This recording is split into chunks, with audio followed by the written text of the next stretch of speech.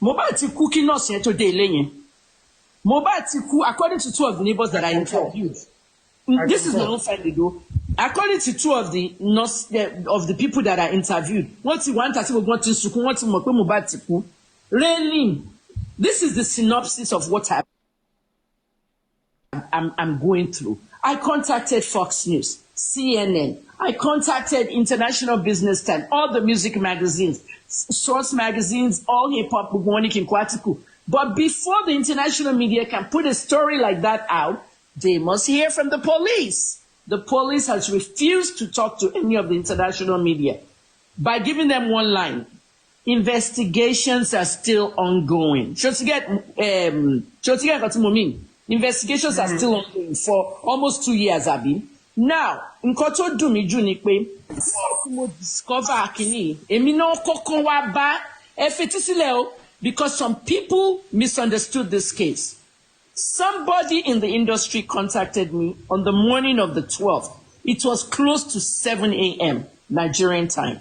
The person told me that Mohbad had passed away. That person told me, okay, that Mohbad had passed away. If you guys remember, you may not know, but Nigerians remember that I posted something on Facebook. That morning, before 9 a.m., I said, someone has died in the industry and it's very sad. I'm crying right now. I'll get back to you later. Me, here now, so. But the minute here was section Wunmi, don't read information to my post here. Okay? At I want to anumoto here, but don't read on sáré lọ announce for Insta blog. What pay Insta blog? What is of Insta blog? Ikpe ear infection ló pa Mohbad. Mohbad dies of ear infection. On the level here, the 12. On the level 12th. He had already died on the 11th. On the 12th early, let me get message. So to get. Now, the dates were messed up. The dates were messed up. Remember, you see, this is one thing about me in my 31 years of journalism. I started February 9th. You're absolutely on point, so, to be honest with you, Auntie, you're absolutely on point. Yomi, Abromi Wo, 9th of February, Timo Bereshe in 1994, 31 years. Oh, celebrate me for 30 years. Mongo everybody. But 31 years, I'm not even interested in news anymore. Some people say, some of us appreciate you. It's your blood. You know, some of us appreciate you. Yeah, I know some of you, of course. And some you people remember when somebody, I don't want to mention the person's name, said she was coming to your house to attack you. I came out openly, I said, not on your life. If you try it, you're going to be abusing a fundamental. Don't even try. It's not possible. I'm ready for now. She's American, me. I'm ready for the illegal weapon. I came online and said, if you try it. I want to watch ṣe bọ́ lù wọ́n. I want to watch lù wọ́n. Monday. Àti kẹ́mi, mi kò share DMS yìí ni òkò tájọ́ sọ. Tí n bá ṣe. Àwọn tó wá sílé mi Lucky àti Monday ló lù wọ́n. Ẹ̀jẹ̀ dẹ̀ yọ lẹ́nu wọn kó tó kúrò nílé mi. Ẹnìkan wá tweet pé if your favorite celebrity says you should go to Kemi Olunloyo's house to beat her up, if you die while you are there, nobody will advocate for you. Lucky àti Monday Ajabo is not. That's what DM. Tó ṣe owó ẹ̀, money. Bottom line is, you dare not go there and meet her. I understand. Only I feel like Kemi Olunloyo sọ̀rọ̀ bàkàyè sọ̀rọ̀ tó peacefully ní kọ̀rọ̀ sí. Ṣé kò lọ dáadáa ni? Ṣé money you can't do it. Yomi, while I was in Nigeria, nobody knew. I had a licensed weapon while I was in Nigeria. And that licensed weapon came from the United States and I registered it with the Nigerian police, meaning that if I'm intruded upon, I will kill. In America, I must shoot me. I will talk. I will ask questions later. Come to my house. Our Ajah boys don't know àwọn èèyàn tó wá sílé mi. A guy came to my gate with a Bible and stood there for 4 days. Get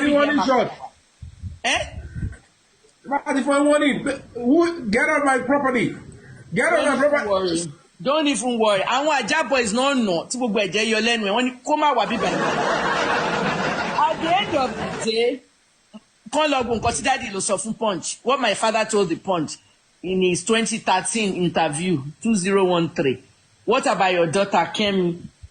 Ṣé rò kí n bẹ̀ mí ni tí n bá sọ̀rọ̀ nípa àwọn èèyàn. Daddy ní anyone that wants to kill her, she has her own assassins. Money and we are not exactly 200 naira especially when I was in Ibadan. They will kill you for 200 naira. Don't threaten me. Don't threaten me. By mama pay me gon thug ni mi. Jẹ́ kí n padà síbi tí mo wà. Jẹ́ kí n padà sí nǹkan tí mo ń sọ. Yomi, when that person notified me on the morning of the 12th that Mohbad had died, and the Mohbad's camp, whoever the camp was, Wunmi's camp, they saw that I had already posted something. They now rushed an advert to Instablock to say it was an ear infection. I was not the one that called Mohbad's death an ear infection. Some people are saying I was the one. I was not. I want to check adverts. Okay, not paying ear infection. On Instablock, she pay. Èmi sì mo lè jókòó yìí, mo mọ àwọn tó ní Instablock, mo dey contact everybody. Wọ́n ní Wunmi ló gbé advert fáwọn àti you know who. So to get. At the end of the day, it was not an ear infection. So mo pe Freeze. Money Freeze, jẹ́ ká go live tonight. I went live with Freeze. Kí ni mo sọ lórí Freeze? Money, the likelihood is a drug overdose because Mohbad was using drugs. But towards the end of the time, he left Malian music. He changed his life and said he doesn't smoke anymore. He was wearing a white shirt. He did a new music video. Ṣé bí nǹkan tí mo kọ́ ń pa Little Smart lẹ́yìn nìyẹn àti ìjà pẹ̀lú àwọn Naira Marley àti Journalistic. Ta ló dá sọ̀rọ̀ Mohbad nígbà tí wọ́n bully Mohbad? Ṣé èmi nìkan kọ́ the only person nínú industry tí mo tweet to Mohbad when it was happening live? I have people's life now. Oh, one else of let's watch it live and sing. And I don't do lives anymore. I deactivate page lálẹ́ now. I don't want to do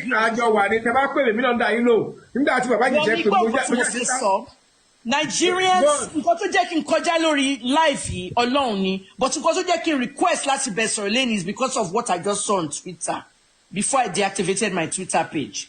I saw Wunmi advertising her new business, a hair business. It's okay for her to advertise her business. It's okay for her to be happy about her business, àtàwọn tó bá promote business àwọn ìyàbọ̀ nǹkan. But nǹkan tó surprise me, tó dey disturb me is the comments under that post. People were commenting that Wunmi has moved on. Àwọn èèyàn láti filẹ̀, ó ti move on.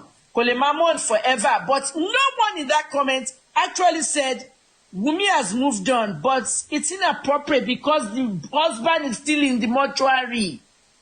Not one comment talked about the guy in the mortuary. Mohbad ṣì wà nínú mortuary. What he move on, ń polówó ọjà. Ṣé kò wá ṣé Yorùbá kọ́ ni wá ni? Àwọn tá gbé l'Amẹ́ríkà 31 years. Tá mọ Amẹ́ríkà ń sọ tá ṣe gbogbo ẹ̀. At the end of the day, I'm a Yoruba woman. Their cultures. The young man has not been buried. Yes. This is why I criticize the Oromonies. Please double tap or they are flagging. I criticize the Oromonies for that. They were celebrating a birthday party for Sylvester while he was still in the mortuary. Okay, let me just get to it. The NDLA called me, like on the 15th, and they said they needed me to help them with an investigation. Because èmi nìkan ni mo cover NDLA raid. Lórí raid yẹn, èmi dẹ̀ wá pé wọ́n arrest Mohbad. Mohbad got away. Mohbad wá jáde láti ibì kan. Oníṣìí nǹkan bá ṣe wọ́n blame Malians àti Malian music. Wọ́n lọ láti turn ara ẹ̀ in lọ fún rehab tàbí prosecution. So èmi ni mo bá wọn bẹ̀bẹ̀. Mo ti sọ gbogbo yẹn already. Èmi ni mo bá wọn bẹ̀bẹ̀ lọ́dọ̀ Mariwa pé kí wọ́n má prosecute wọn because they are international artists. Wọ́n nílò fún any concert abroad o. Kán jẹ́ kán lọ sí rehab. Màá bá wọn kọ PSA. Kí Journalistic ka PSA yẹn. That's why you saw Journalistic coming out of the rehab in a car and he was saying say no to drugs. I did all that in the background. So now the NDLA needed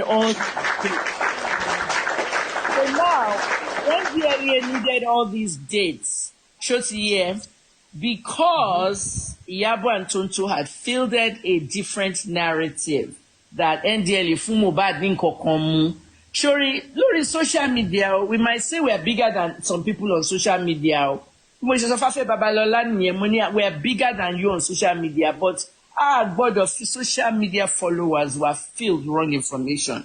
At the Social Media African Awards in 2014, I was the first social media influencer in Africa for a woman. And I feel that when I got that award and everything, it was to influence good things, not bad things. Some people are having 6 million followers. Nígbà tí wà tí Tonto sọ pé wọ́n fún ní nǹkankan mu, ẹ̀yin ò mọ̀ pé wọ́n raid ibẹ̀ ní February of 2022.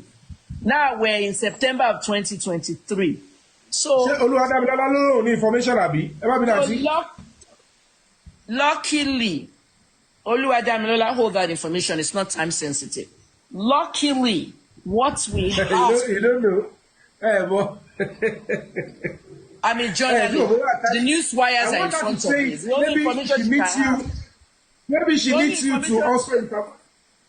The only information I have has to be breaking news that Wunmi has been arrested, and I have the news wires in front of me. Want to announce for Nigerians, news wires. If you tell me nobody can subscribe to news wires, only journalists, and possibly the international. Yes. But in NDLA, Yomi Gbo, in NDLA need from me are the videos that they took on that day. Tí Wunmi fẹ́ lu NDLA officer. Tí Seyi ń kígbe, Wunmi no, I'm the only one that had that. Toyofila, I'm the only one that had that video at that time. Èmi no kọ́kọ́ fún video to go viral. But anyway, the other thing was I did an interview the very next day on Cool FM. So I need footage here. Luckily, ibi tẹ́mi bá ti ṣe interview lórí radio, mo máa ń get gbogbo footage mi. Cool FM man send clips in within 1 hour of after the show. So I had the clip. Mo dẹ̀ fún NDLA dẹ̀ collector sí Nigerian police pé our drug Mohbad rehab ló lọ o. Nǹkan tó mú nu bottle water yẹn was a combination of drugs for rehabilitation. Ṣé pharmacist dẹ̀ lèmi, and I worked in Johns Hopkins Rehab Center, so I know what was in that bottle water. Okay. Boston, Massachusetts. No, Johns Hopkins in Baltimore. Oh, Maryland.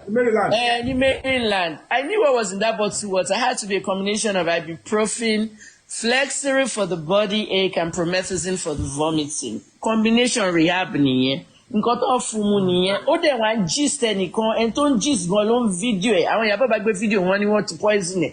So at the end of the day, these are things I couldn't tell you last year. At the end of the day, DSS. She announced only DSS enter investigation, but you didn't hear anything they did. DSS was there to arrest Yabo and Tonto. Oh, Moko, we don't arrest her. One if you want for 2 years. Oh, but DSS now, only Boruko there. If they had, or no, or go along at people like me. Surely you're me, I'll call it enemies anyone. But Otu Shore fún àwọn òde mọ̀ kó Shore fún wọn. Ṣé mo rán abẹ́ yẹn? If not for people like me, tí mo ní ẹ máa arrest Tonto àti Yabo, DSS ò ní fún wọn lẹ̀ for 2 years o. Wọ́n máa lọ defame Mariwa. Ó mọ̀ pé orúkọ Mariwa is international. So at the end of the day, we never arrested them. Now, on the 15th of September to the 30th, I worked with Nigerian police and I worked with the NDLA and the DSS. Behind, nobody knew this. What kind of work did I do with them? Gbogbo videos tó bẹ̀rẹ̀ sí unleash about authenticate. Everybody can work. Everybody can feed their family. I didn't say Wunmi was working. Basic English, money Nigeria. I said Wunmi launched a business. Okay? So bá launch business. Bí mo ṣe jókòó. Yomi, bí mo ṣe jókòó mo lè launch business kẹ́ni kankan máa mọ̀. Tọ́tọ̀ mi bá wà kó sọ kò need kí n máa advertise business.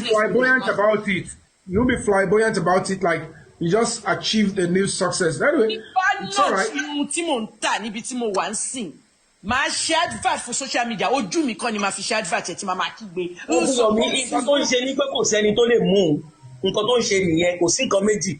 Ó ń kápá sókè ni pé no kò sẹ́nibọ̀dì tó lè mú un. Ibi tí mo lọ nìyẹn because mo máa bẹ̀rẹ̀ sí dárúkọ àwọn èèyàn. Ẹ̀mọ tí ohun tó wà bẹ́ẹ̀ ni pé tẹmọ tó rí bẹ́ẹ̀, let's be honest with ourselves. Mo máa sọ lẹ́nà torí mi fẹ́ máa sọ lédè. Ṣé wọ́n pé tí èèyàn bá gbaṣẹ́ kú lọ́wọ́ àwọn kan tó mọ̀ pé fáyẹn ti wọ́ mi sí o ṣùgbọ́n ìlẹ̀ ṣagbátẹrù ẹ̀ táwọn yẹn dẹ̀ ná owó yẹn torí ẹ ná débi pé nǹkan kan mímí kan ò gbọ́dọ̀ mímí ṣé ń gẹ́tì mi tó dẹ̀ rí pé àpẹẹrẹ owó yẹn ọ́n rí àwọn tí ò yẹ kí wọ́n gbẹ̀bọ̀dè tó rí pé wọ́n gbẹ̀bọ̀dè àwọn tó yẹ kó béèrè pé tó yẹ kó wá justice ẹ ti understand tó yẹ kó rí pé gbogbo ibi tí ó yẹ kó tó jáde wọ́n block yẹ ṣé ní òní máa wá ẹ pé kí ló dẹ̀ tún kù ẹ ti understand mi ní sọ ju yẹ lọ ó yẹ yín kan mọ̀ gbogbo orúkọ ń dárúkọ ọba kan ṣe bá kan yẹn. Let me continue, Yomi. Damilola, you try that again. Damilola, I'll forgive you. Don't try that again. I'm a journalist of 31 years. I spent $10,200 on Mohbad's case.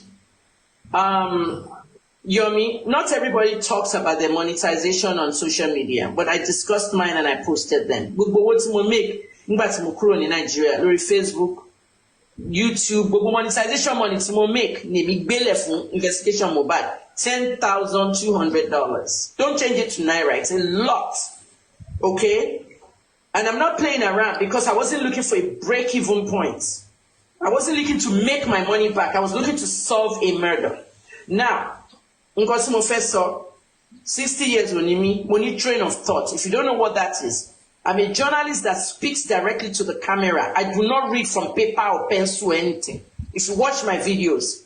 So please do not interrupt me. Okay? It is a privilege for me to come on this live. Okay, I don't go on any lives anymore. All right?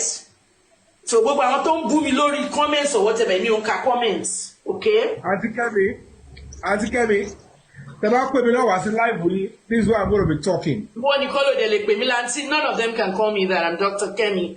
She has nothing to do with nothing. Keep your mouth shut. Let me talk. This one is going to shock because what I'm about to say, you don't even know. Okay. So on September 15th to 30th, okay, the timeline, I work with Hyundai. That's Ben, or not David.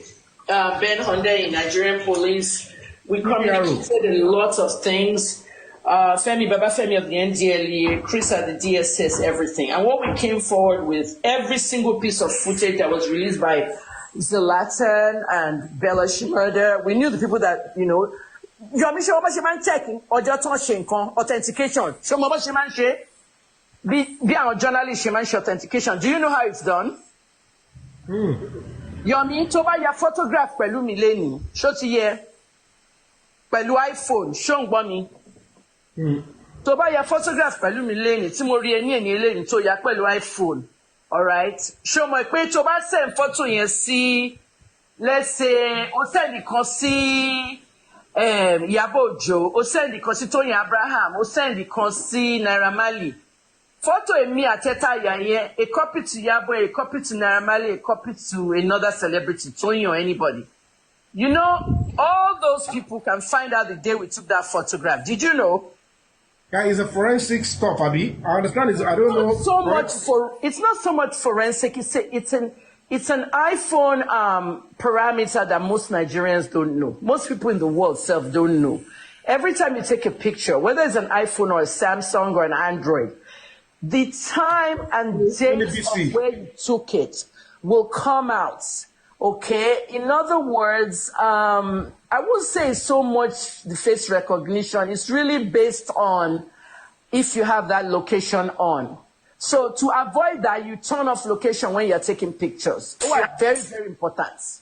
Oh, very, very important. So, like,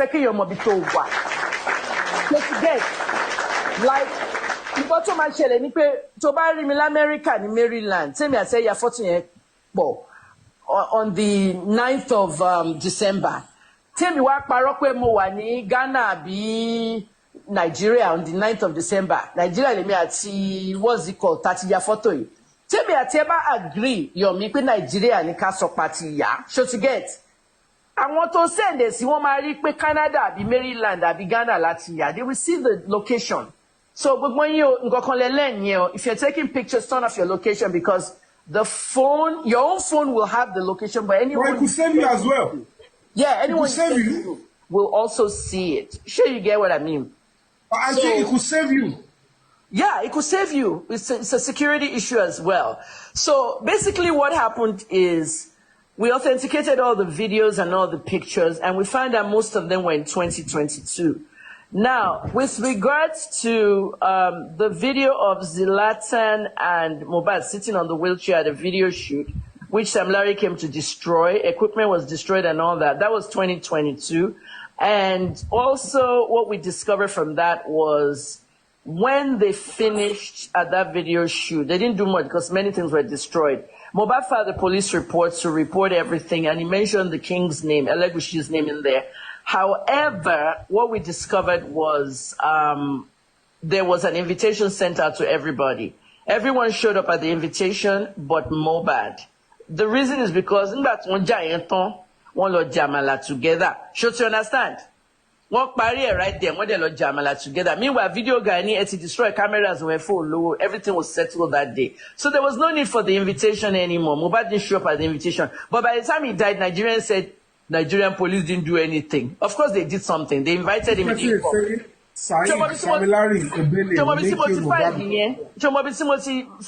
I investigated it and I spoke to the main witness, which is Prime Boy. Prime Boy ló sọ fún mi on live. Ó ní gbogbo wọn lọ gbogbo alá lọ jàmàlà tí gbogbo